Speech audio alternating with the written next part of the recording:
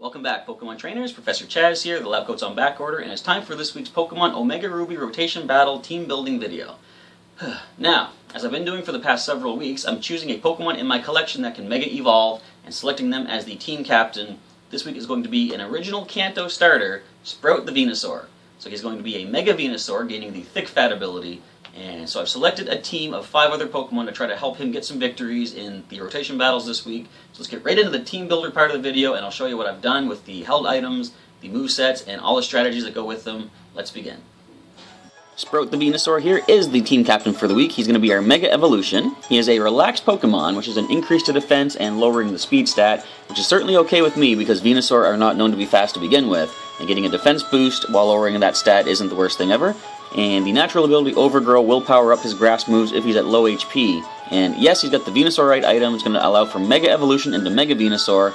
And when he does Mega Evolve, he actually changes his ability to Thick Fat, which is protection against fire and ice type moves. So essentially, Mega Venusaur will only be weak to Psychic and Flying. So that's what we have to watch out for in the battles. Now, I did some online stat calculations using Sprout's stats here.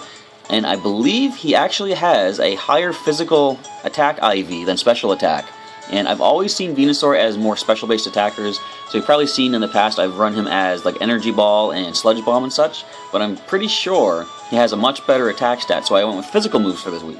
He's got Petal Blizzard, which is 90 base power and stab, it's pretty good, and we don't have much ground coverage this week, so I'm going with Earthquake on Sprout. Now, I'm imagining using it against the Primal Groudon because of the fire and ground typing, but I'm probably not going to leave Sprout in against that Primal Groudon because of despite the Thick Fat, a fire move from Primal Groudon is still going to hurt quite a bit. But Earthquake can do some good work against any electric types, maybe some rock types, we'll see what happens. Now, Knockoff, I wasn't really sure what to do for the third move for Sprout for the week. He actually had Light Screen, but someone else has Light Screen for this week, so I thought, let's go with something that might be beneficial against anything but those primal reversions, and Knockoff can get rid of whatever item the opponent is holding as long as it's not a Mega Stone, or if we do encounter Arceus, you cannot knock off the plate that Arceus is holding either. And the final move, Synthesis, since he does have good defenses and he gains even more defenses when he Mega Evolves, Sprout does have Synthesis to be able to heal back some damage that he might be taking in the battle, and if the sun happens to be up for one reason or another, it's going to heal back a lot more HP than just 50%. For the Super Training, you will see I maxed out the attack stat, as I said, put a good amount into the defense, special defense, and the HP, just to give him a little bit more life in that respect. Now, the first team member joining Sprout as the team captain this week is going to be Snapper the Totodile. So this is our only unevolved Pokemon on the team this week, I believe. And as you'll see, he's got the Focus Sash item because whenever I have an unevolved Pokemon with lower defenses, I kind of like to make sure that they can survive at least one hit and get off at least one attack to try to help the team out. So Focus Sash is the way to go with that. But first of all, he has the Mild Nature, which is an increase to special attack and lowering defense. But you'll see he's more of a physical offensive attacker. But we're going to work with the ability the best we can. Or sorry, the nature. And the ability is Torrent. So if he gets weak, his water moves are going to be a little bit more powerful. And that water move is Waterfall, which could cause a flinch if he outspeeds. And there are 3 ways we're going to try to get speed control. As I've said before, that's kind of the style that I go for in these battles. Rock Tomb will always lower the speed if it connects. It's 95% accurate, I believe, and nothing is immune to rocks, so you're going to be able to get that damage off and get speed drop on anything. Same with Icy Wind. I'm pretty sure nothing has an ability that absorbs ice-type attacks, so Icy Wind should be able to connect against anything as well, also lowering the speed stat. Now, of course, Icy Wind is a special-based move, and as you can see from the attack and the special attack, we're probably not going to focus on Icy Wind too much if we're able to use Rock Tomb. But if the opponent has, say, all ground types and they're going to resist Rock Tomb, then Icy Wind might be the way to go, just for added damage and the speed drop. Now, if all things considered, if none of the attacks are going to be really good, I still have Scary Face on Snapper. It is, I believe it's fully accurate now, and it always lowers the speed of the target by 2 stages. So if we see some really particularly super fast Pokemon on the opposing side, Scary Face could be the way to go. Snapper might not get any damage off, but he's going to help the team out a lot more with that Scary Face. For Snapper Super Training, just to try to make use of the flinching from Waterfall, I maxed out his speed. He's got 172 in speed right now, and if he lowers the speed of the opponent, he could outspeed, and puts him into the special defense and the attack, trying to give him a little bit more defensiveness. I got him to 150 for both defenses, and just drop the rest into the attack stat, just to try to land those Waterfalls and Rock Tombs a little harder. The third Pokemon on the team for the week is Arwen the Crocodile. Arwen is a brave Pokemon, which is an increase to the attack stat and lowering speed. Not super good because Crocodile could be kind of speedy in the right situations, but this one in particular is just going to be focused on all-out attack. This kind of helps with the speed control, speed control is going to help with this particular Pokemon. So Moxie is the ability, the nature. Back when I first caught this guy in Gen 5 in the, I forget what route it was, but it was on the desert route, and I was encountering Wild Sandile. I thought, I want one on the team, and they kept intimidating me, and occasionally I would find one that didn't, and I was like, I want to see what that other ability is. Turns out it's Moxie, and I love that ability. If the Pokemon with Moxie, so if Arwen here actually gets a knockout on an opponent, his attack stat increases thanks to that. So the more knockouts he gets, the stronger he becomes, and of course the bigger a target he makes himself for the opponent as well. Now just to make his physical moves hit a little harder, he does have that muscle band. It's going to power up the power of all physical type moves by 10%. And as you'll see, he has nothing but physical moves. I could have actually gone with Assault Vest for added defense. In fact, looking at the stats, I probably should have thought about that. But anyway, we'll work with what we have. So he has Crunch, which is a good stab move and could lower the defense of the target. Bulldoze is good to slow anything down except for a flying or levitate Pokemon, and it is stab as well, so it's going to gain the 50% bonus from the same type attack bonus. And Rock Slide could deal with some flying types that are immune to that Bulldoze, and if he is outspeeding, thanks to perhaps Snapper's Scary Face from previous turns, then Rock Slide could get a flinch. Now, we don't have a Dragon move on the team this week except for Dragon Claw, so if Arwen finds himself in against any Mega Rayquaza, provided he can survive a hit, we can get a super effective Dragon Claw off on that target. For Arwen's super training, we've maxed the attack stat, put a good amount into both the defense and the speed, just trying to make sure he can take some hits and possibly go first and get the knockout before the opponent actually gets to attack. So the fourth Pokemon for the team this week is Articuno, my other legendary bird from the Kanto region. Poor Articuno is a lonely Pokemon. This is an increase to the attack stat while lowering defense, so not really the best nature. I am using Articuno more as a special attacker, but maybe I should calculate him at some point and see if he'd be better as a physical. But either way, right now he is a lonely Pokemon. He has the pressure ability, so the opponent is going to burn through twice the PP whenever they try to attack him. And he's holding leftovers because he is our most defensive Pokemon this week, and he has the second highest HP on the team. So leftovers are going to help him out, healing some HP back, and hopefully with the defenses you're not going to take too many super effective or powerful hits. And the leftovers should hopefully offset a little bit of that damage. Now, for the first attack, this is actually the first time I'm going to be using Freeze Dry. I've seen it used against me often enough, and it is an Ice-type attack. I think it's got 70 for power, and it's actually the only Ice-type attack that's super effective against Water types. So if we happen to see any Primal Kyogre, then we can get some super effective ice damage off on that thing.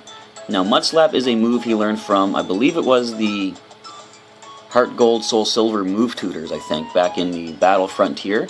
And it is a ground-type move, not very powerful, but it always lowers the accuracy. It's a move he can't relearn, so I'm not really going to use it probably that much unless a certain situation arises when it's going to come in handy. But if I do get to use it, then we're going to lower the accuracy. And since it is a move he can't relearn, we're going to keep it on him until possibly, I don't know, we'll have to see how things go. And he is our Reflect setter for the week. I'm going to boost our physical defense for the team for 5 turns. And he also has Tailwind. So I might be going overboard with speed control this week. I have a lot of moves that can slow the opponent down. And I've also got Tailwind. But what I'm thinking, I can bring Articuno up with his good defenses, put up the Tailwind, and then pretty much anything on my team I would expect would probably outspeed the opponent. And while the Tailwind is active, we can then start slowing the opponent down so that when our Tailwind dies out, we should probably still outspeed everything on the opposing side. For the super training for Articuno, I maxed up the defense, put a good amount into special attack, got the special defense up, so his defense is 250 and special defense is at 300. The remainder put his special attack at 262 for the week. Of course, these are all level 100 stats.